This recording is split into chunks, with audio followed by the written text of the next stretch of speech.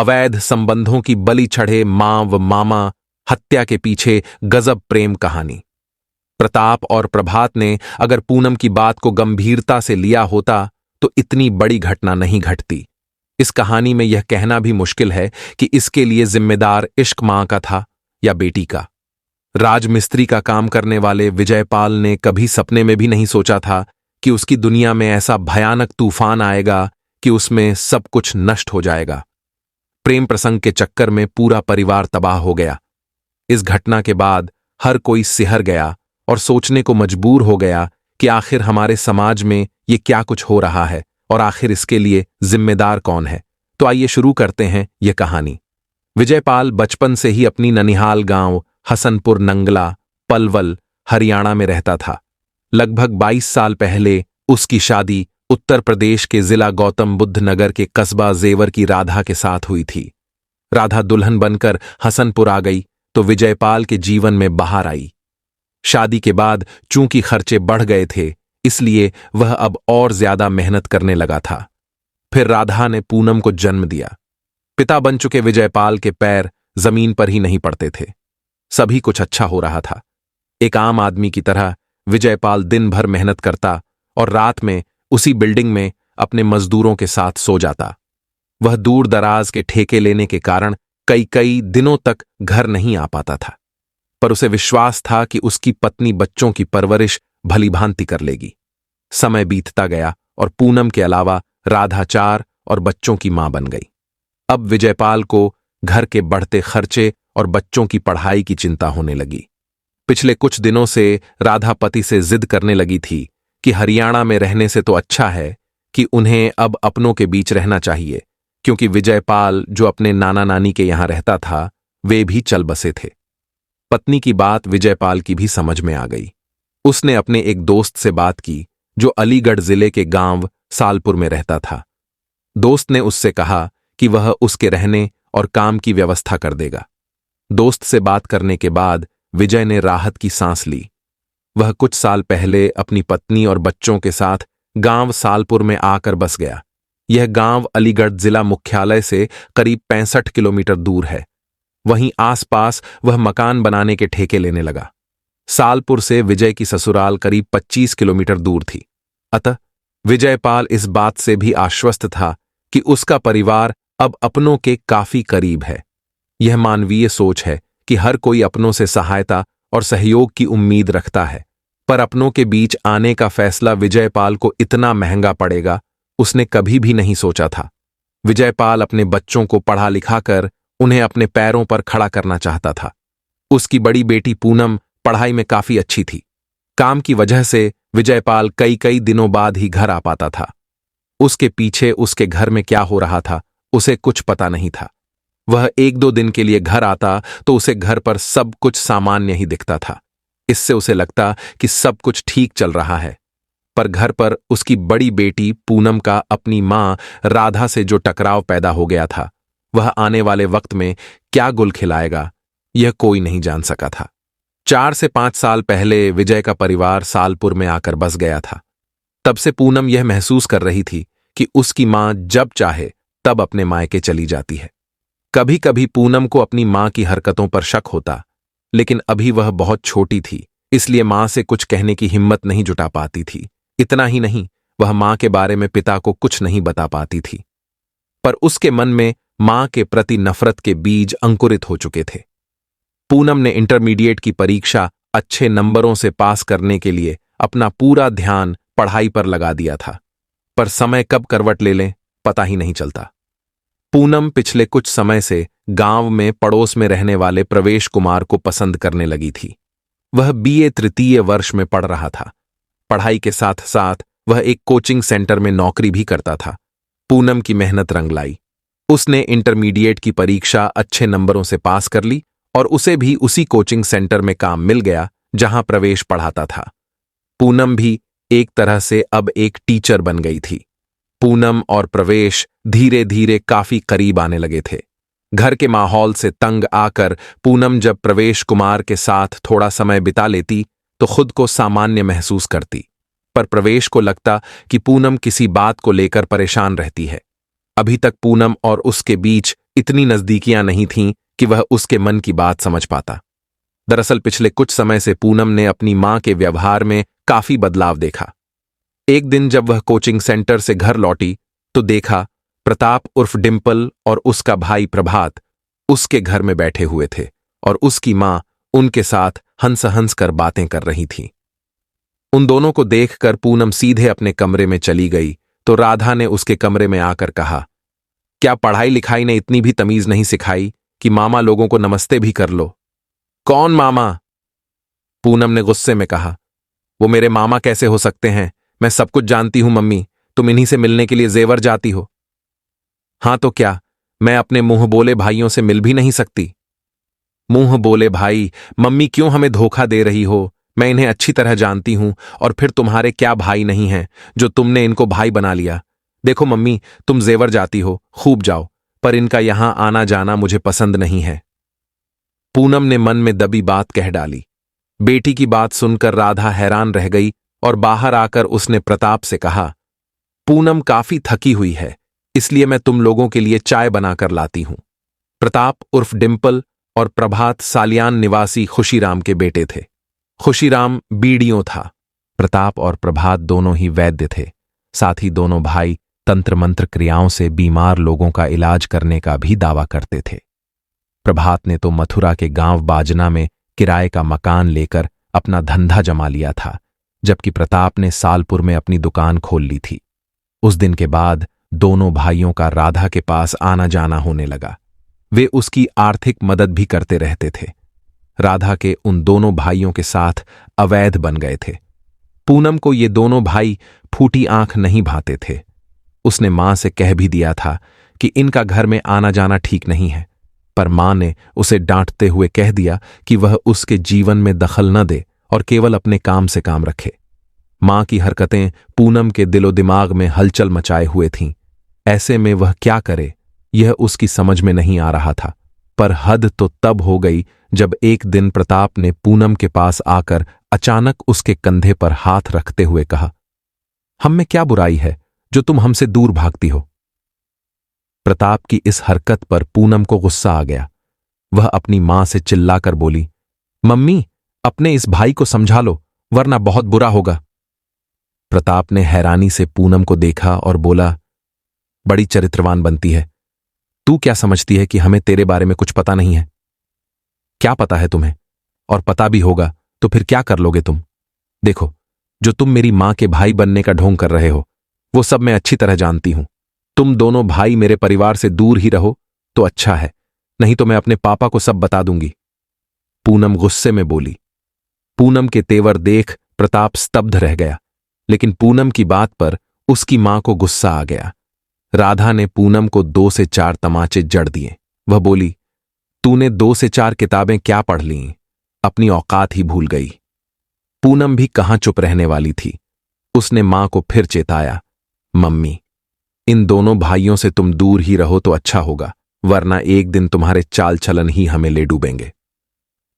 उस दिन प्रताप और प्रभात तो वहां से चले गए, पर जल्द ही उन्हें पता चल गया कि पूनम गांव के ही प्रवेश कुमार नाम के एक युवक से प्यार करती है। वे समझ गए कि प्रवेश ही पूनम की ताकत है। दोनों भाइयों को लगा कि राधा के साथ उनका जो खेल चल रहा है उसमें पूनम और प्रवेश कुमार सबसे बड़ी बाधा है और वे दोनों उनके लिए खतरा हो सकते हैं। इसलिए जरूरी है कि उन दोनों को बदनामी का डर दिखाकर दूर कर दिया जाए। एक दिन प्रवेश कुमार ने पूनम से कहा, कल मुझे प्रताप ने रास्ते में रोककर कहा था कि तू हमारी भांजी पूनम से मिलना जुलना छोड़ दे, वरना जिंदा नहीं छोड़ेंगे। उसकी बात पर मुझे गुस्सा आ गया था। तब मैंने उसका गिरेबान पकड़कर कह दिया था कि तुम दोनों भाई किस नियत से राधा आंटी के पास जाते हो, इसकी जानकारी मुझे है, पर पूनम को तुम दोनों ने कोई नुकसान पहुंचाने की कोशिश की तो मैं तुम दोनों को छोड़ूंगा नहीं। मेरे तेवर देखकर प्रताप को शायद महसूस हो गया कि अगर राधा के साथ बने अवैध संबंधों की पोल खुल गई तो उनकी सभी जगह बदनामी होगी, फिर उनकी तंत्र मंत्र और वैद्य की दुकान भी बंद हो जाएगी। इसके बाद प्रताप मुझे देख लेने की धमकी देकर चला गया। प्रवेश ने अपनी प्रेमिका पूनम से कहा कि वह इन दोनों भाइयों से सतर्क रहे और अगर ये दोनों तुम्हें तंग करें तो तुम अपनी मां से शिकायत जरूर करना। इनसे डरने की जरूरत नहीं है। पूनम जानती थी कि मां से शिकायत करके कोई फायदा नहीं, क्योंकि वह जब मां के सामने ही उसके साथ छेड़छाड़ कर रहे थे तो उस समय भी मां ने उनसे कुछ नहीं कहा था। इसलिए पूनम मां से चिढ़ती थी। पूनम ने तय कर लिया कि ऐसे माहौल में उसे खुद ही सतर्क रहना होगा। मां बेटी दोनों के बीच काफी रस्साकशी चल रही थी। एक दिन राधा ने पूनम से कहा, प्रवेश के साथ तेरी दोस्ती हमें पसंद नहीं है, वह अच्छा लड़का नहीं है। गुस्से में भरी पूनम ने तय कर लिया कि इस बार वह अपने पापा को सब कुछ बता देगी। पर काफी सोच विचार के बाद उसे लगा कि यदि मां ने उन्हें प्रवेश के साथ उसके संबंधों की बात बता दी तो पापा क्या करेंगे, इसकी कल्पना करना भी मुश्किल था। विजयपाल अपने घर से काफी दूर रहकर काम कर रहा था। उसे नहीं मालूम था कि उसके घर में क्या चल रहा है। मां और बहन की लड़ाई में छोटे बच्चे भी काफी सहमे रहते थे। इसी बीच एक रात प्रताप और प्रभात राधा के घर में ही रुक गए। तब पूनम ने राधा से कहा, मां, ये तुम्हारे भाई लोग यहां रात में क्या कर रहे हैं? राधा ने कहा, तुझे शायद ये पता नहीं है कि जिन मामा लोगों से तू नफरत करती है ना, वही हमारी जरूरतें पूरी कर रहे हैं। तेरे बाप जितने पैसे भेजते हैं उससे घर का खर्च नहीं चल पाता। मम्मी, तुम बहुत बुरी हो, कहकर पूनम अपने कमरे में चली गई। पर उस दिन प्रताप का इरादा कुछ दूसरा ही था। खाना खाने के बाद वह पूनम का हाथ पकड़कर उसके साथ छेड़छाड़ करने लगा। गुस्से में भरी पूनम ने मां से कहा, यही हैं तुम्हारे भाई, जैसा ये तुम्हारे साथ करते हैं वही मेरे साथ करने की कोशिश कर रहे हैं, लेकिन मैं ऐसा नहीं होने दूंगी। कहकर पूनम ने एक जोरदार थप्पड़ प्रताप के गाल पर जड़ दिया। इसके बाद उसने अपने कमरे में जाकर अंदर से कुंडी लगा ली। वह खूब रोई। फिर उसने अपने प्रेमी प्रवेश को फोन करके सारी बात बता दी। पूनम की इज्जत खतरे में है, यह सोचकर प्रवेश गुस्से में भर उठा। वह सोचने लगा कि ऐसे में उसे क्या करना चाहिए। अगले दिन प्रताप प्रवेश को रास्ते में मिल गया। उसने प्रवेश से कहा, तू हमारी भांजी से दूर नहीं रहा तो तेरे लिए बहुत बुरा होगा। तेरे 10 अप्रैल को होने वाले इम्तिहान से पहले ही हम तुझे ऐसी सजा देंगे कि तू याद रखेगा। याद रखना कि हम तुझे इम्तिहान में नहीं बैठने देंगे। प्रवेश की समझ में यह आने लगा था कि यदि वह खामोशी से बैठा रहा तो जरूर दोनों मौका पाते ही उसे कोई बड़ा नुकसान पहुंचा सकते हैं। प्रवेश ने उसी समय तय कर लिया कि उसकी प्रेमिका पर बुरी नजर रखने वालों को वह जिंदा नहीं छोड़ेगा। इसके बाद उसने एक देशी कट्टा और कारतूसों का इंतजाम किया। उसके सिर पर खून सवार था। वह पूनम से बहुत प्यार करता था। दोनों एक ही जाति के थे, अतः दोनों अपनी दुनिया बसाना चाहते थे। ऐसे में कोई उसकी प्रेमिका के साथ छेड़छाड़ करे, यह बर्दाश्त करना उसके लिए बहुत मुश्किल था। पूनम मां और उसके मुंह बोले भाइयों से परेशान थी। चूंकि दोनों भाई उसकी मां के प्रेमी थे, इसलिए वह उनके खिलाफ कुछ भी सुनना नहीं चाहती थी। प्रवेश ने जो योजना बना रखी थी उसके बारे में किसी को कुछ पता नहीं था। उसके सिर पर तो खून सवार था। 27 से 28 मार्च 2018 की रात को वह बिना किसी को कुछ बताए अपनी मोटरसाइकिल से मथुरा जिले के बाजना में पहुंच गया, जहां प्रभात उर्फ मोनू अपना क्लिनिक चलाता था और गांधी चबूतरा स्थित मुरारी लाल के मकान में किराए पर रहता था। सुबह 4 बजे के करीब प्रवेश ने प्रभात के दरवाजे पर दस्तक दी तो प्रभात ने दरवाजा खोला। सामने प्रवेश को देखते ही उसे पसीना आ गया। वह डर के मारे अंदर की ओर भागा। प्रवेश भी उसके पीछे भागा। भागते हुए ही उसने प्रभात पर फायर कर दिया। गोली की आवाज सुनकर सुबह सुबह टहलने के लिए जाने वाले लोग इकट्ठा हो गए। उन्हें देखकर प्रवेश वहां से भाग निकला। उसी समय किसी ने पुलिस को सूचना दे दी तो पुलिस भी वहां पहुंच गई। गोली लगने से घायल हो चुके प्रभात को वह एसएन मेडिकल कॉलेज ले गई। पुलिस ने अस्पताल में उसे भर्ती कर आवश्यक कार्रवाई शुरू कर दी, लेकिन प्रवेश को अभी 2 खून और करने थे। वह मोटरसाइकिल से कुछ ही देर में राधा के घर पहुंच गया, जहां प्रताप उर्फ डिंपल और राधा आंगन में ही सो रहे थे। उसने पहले गहरी नींद में सोए प्रताप को गोली मारी। गोली की आवाज से राधा की नींद खुल गई। प्रवेश को देखकर वह जान बचाने के लिए बाहर की ओर भागी, पर प्रवेश ने उसके बाल पकड़कर उसके सिर से तमंचा सटाकर उसे भी गोली मार दी। फायरिंग की आवाज से पूरा मोहल्ला जाग गया और प्रवेश अपनी मोटरसाइकिल तेजी से चलाकर कोतवाली टप्पल पहुंच गया, जहां मौजूद मुंशी से उसने कहा कि कोतवाल साहब को बुलाओ, मुझे उनसे बात करनी है। प्रवेश के हाथ में तमंचा देखकर मुंशी समझ गया कि यह कोई अपराध करके आया है। मुंशी ने उसका तमंचा एक तरफ रखवाकर उसे सामने की बेंच पर बैठा दिया। फिर मुंशी ने थाना प्रभारी प्रदीप कुमार सिंह को फोन करके सारी बात बता दी। कुछ ही देर में थाना प्रभारी वहां आ गए। प्रवेश कुमार ने उनसे कहा, साहब, मैं 2 खून करके आ रहा हूं, तीसरा मरा है या बच गया, मुझे पता नहीं। उस समय प्रवेश के चेहरे पर कोई शिकन नहीं थी। थाना प्रभारी ने उससे पूछताछ की तो उसने उन्हें सारी कहानी बता दी। इसके बाद थाना प्रभारी ने उसे हिरासत में ले लिया और वाकई से अपने उच्चाधिकारियों को भी सूचित कर दिया। इसके बाद थाना प्रभारी पुलिस टीम के साथ घटनास्थल पर पहुंच गए, जहां हाय तौबा मची हुई थी। प्रताप उर्फ डिंपल की खून से लथपथ लाश चारपाई पर पड़ी हुई थी और राधा का शव आंगन में पड़ा हुआ था। घटना की जानकारी मिलते ही आईजी डा संजीव गुप्ता, एसएसपी राजेश पांडे, एसपी देहात यशवीर सिंह और खैर के विधायक अनूप सिंह भी मौके पर पहुंच गए। पुलिस ने जरूरी कार्रवाई करके लाशें पोस्टमार्टम के लिए भेज दी। पुलिस ने इस बारे में गांव वालों से भी पूछताछ की, लेकिन गांव वाले मुंह खोलने को तैयार नहीं थे। पर मुखबिरों के जरिए पुलिस के सामने सारी कहानी आ गई। सूचना मिलने पर घर पहुंचे विजयपाल से जब पुलिस ने पूछताछ की तो उसने बताया कि उसे कुछ पता नहीं कि उसके घर में क्या खिचड़ी पक रही थी। घटना के 3 दिन बाद मृतक प्रताप उर्फ डिंपल के भाई राहुल ने इस हत्याकांड में राधा की बेटी पूनम की साजिश होने की बात बताई। उसने यह भी कहा कि उसके भाइयों के राधा के साथ नाजायज संबंध होने वाली बात सरासर गलत है। उसके भाइयों ने तो प्रवेश को पूनम से दूर रहने की चेतावनी दी थी। एसएसपी ने बताया कि यह बात जांच के बाद ही पता चल सकेगी कि इस दोहरे हत्याकांड में पूनम की कोई भूमिका है भी या नहीं।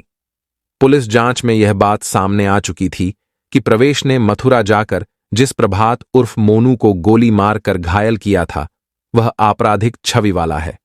अलीगढ़ की क्राइम ब्रांच की टीम नौहजील, बाजना की पुलिस के साथ मिलकर जांच कर रही थी। ये कहानी बताने के पीछे हमारा उद्देश्य किसी की भावना को आहत करना या परेशान करना नहीं है, बल्कि समाज को शिक्षित व सतर्क करना है, ताकि भविष्य में इस तरह की घटनाएं हमारे समाज व क्षेत्र में न हो। ये कहानी क्या सीख देती है, आपके नजरिए से जरूर कमेंट करके बताइए। इस तरह की कहानियों के लिए हमारे YouTube चैनल को सब्सक्राइब करें और Facebook पेज पर जरूर फॉलो करें। धन्यवाद।